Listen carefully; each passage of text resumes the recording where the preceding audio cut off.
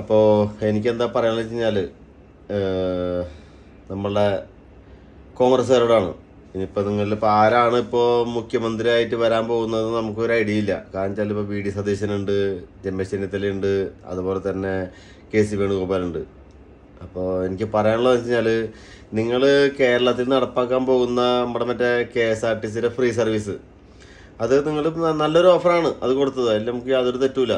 പക്ഷേ എനിക്കൊന്നേ പറയാനുള്ളൂ, നിങ്ങൾക്ക് ഈ പറഞ്ഞ ഓഫർ നിങ്ങൾക്ക് കൊടുക്കാൻ പറ്റിയില്ലെങ്കിലും ഇപ്പോൾ ഒരുപാട് പ്രശ്നങ്ങളുമായിട്ട് ഇപ്പോൾ പ്രൈവറ്റ് ബസ് ടീമുകളും അവിടുത്തെ യൂണിയനുകളൊക്കെ വരുന്നുണ്ട്.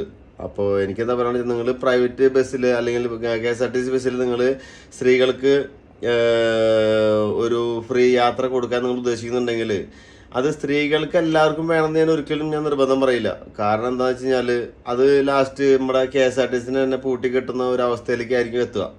അപ്പോൾ എനിക്ക് പറഞ്ഞു വെച്ചാൽ നിങ്ങൾ ഹാൻഡിക്യാപ്ഡ് ആയിട്ടുള്ള ആൾക്കാർ, മനസ്സിലായില്ലേ, അറ്റ്ലീസ്റ്റ് അവർക്കെങ്കിലും നിങ്ങൾ കൊടുക്കാൻ നോക്ക്. എനിക്ക് അത്രേ പറയാനുള്ളൂ.